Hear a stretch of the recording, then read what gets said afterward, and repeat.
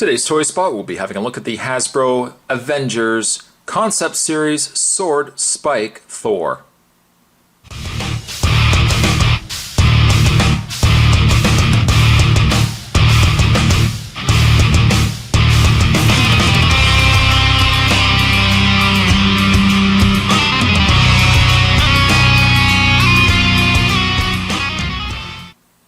Contains a launching battle spike. You can see that the Thor here is represented in more of a movie-style costume, even though he's got the helmet going on there. What I do find remarkable, though, if I zoom in, you can clearly make out that he's wearing a helmet. You can also clearly make out that it doesn't look like it removes. However, both down at the bottom of the package, as you can see right there, as well on the back side of the package, clearly you can see that Thor is not wearing a helmet. I really doubt, sincerely, that there is an alternate head inside there. It is possible that perhaps they decided initially to go with an unhelmeted version of Thor, and then at the last minute, or they decided halfway through, you know what, let's put a helmet on him instead. Maybe that's what's happened. On the back though, launching battle spike. Other figures that you can get in this series, up at the top there, can you see him? Right there. There's Hawkeye. Of course, we've got also Iron Man and Captain America. Collect them all, of course, each sold separately. The read-up says, when Thor holds one of the most mystical weapons of Asgard in his hands, no force on earth can stand against him. There you go. What I am going to do is I'm going to take a bit of a break. I'm going to get this opened up, and when we come back, we're going to have a better look at Sword Spike Thor. Stay tuned, guys. There's definitely more to come. Getting out of the way, the accessory that comes with Thor, the sword spike. It's a rather large Asgardian style weapon. It does have a missile on the top. You just press the button right where Spot's thumb is. You press the button and it fires off. It's not super silly. I mean, it's not something I would have on display with the figure. But you know what, if you use your imagination, you could probably pretend it is a magical weapon that Loki has created, or perhaps Thor has to quickly get before Loki grabs possession of it. See, just like that. Just 30 seconds in, Spot came up with a whole new story for you guys. Perhaps the other Avengers have to find this trinket. There you go. It is neat. I mean, it's got a lot of detailing on it. Zoom into the blade here. You can see all the scripture and detailing on there. It's nice. I mean, it's, you know, it's not bad. It fires a missile. Yeah, okay, sure, whatever. I'm on page with that. But, you know, again, some of these accessories, these silly accessories, you just got to use this up here, not your eyes, but the thing behind your eyes, your brain.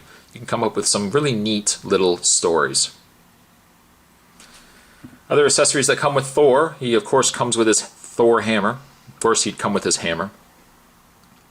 I like the fact that the hammer is painted, at least. Kind of got this nice metallic coloring.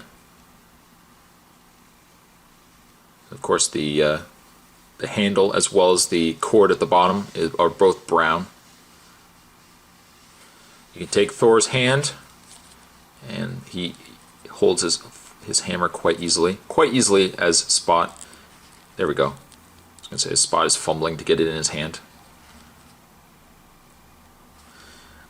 Looking at the actual details that make up Thor, and yes, the answer to your question as well, Thor's helmet does not remove. It is just a solid piece.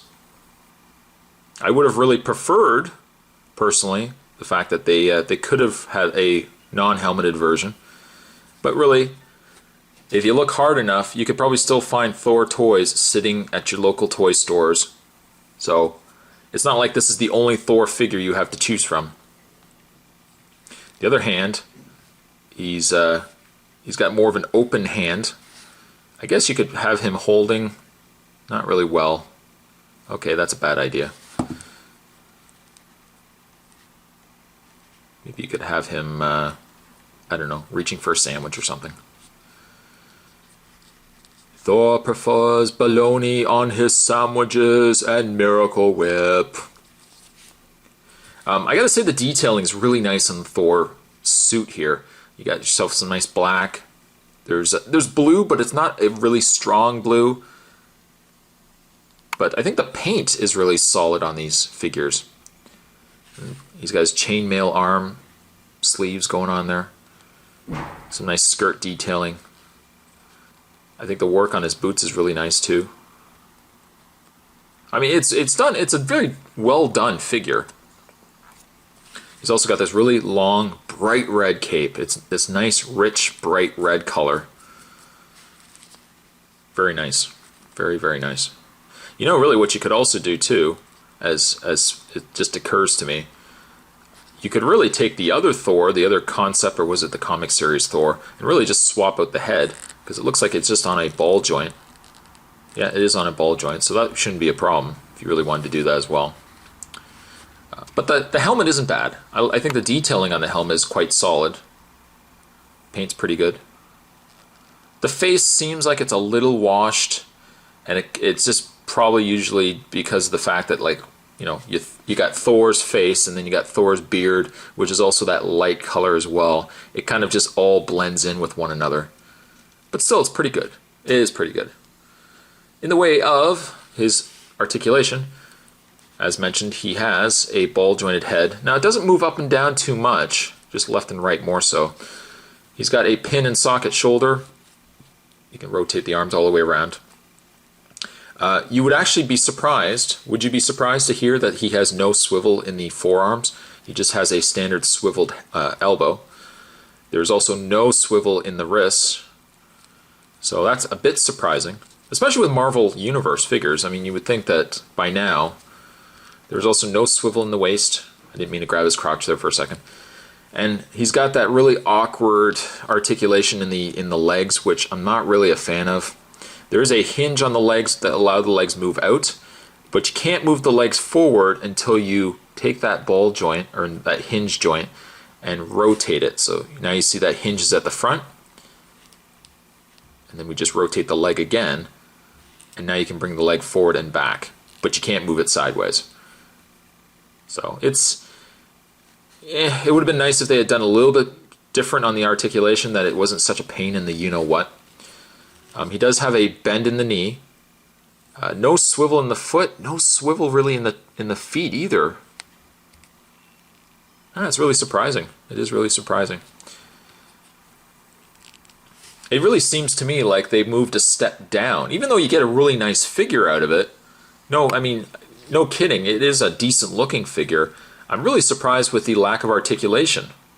I mean, it's not on the level of the movie series Green Lantern, because I mean those figures were pretty bad. But considering it's coming from the same company that's developing the Marvel Universe figures, I'm really surprised that they didn't have more articulation, at least in the arms and a little more in the legs. At any rate, though, it's not a bad figure. And, you know, with Avengers being big right now and, you know, you want to go and get figures, I really don't think this is a bad figure. If you can overlook the articulation and whatnot, the paint's pretty good, the sculpt's decent enough, and I like the cape. I do like the cape quite a bit. Today's Toy Spot, we're having a look at the Avengers Sword Strike Thor. Or Sword Spike Thor, excuse me, because we also got this thing here. Not a bad figure. I'm actually going to give him a 6. Right there, a 6. Thanks for watching, guys. See you guys next time.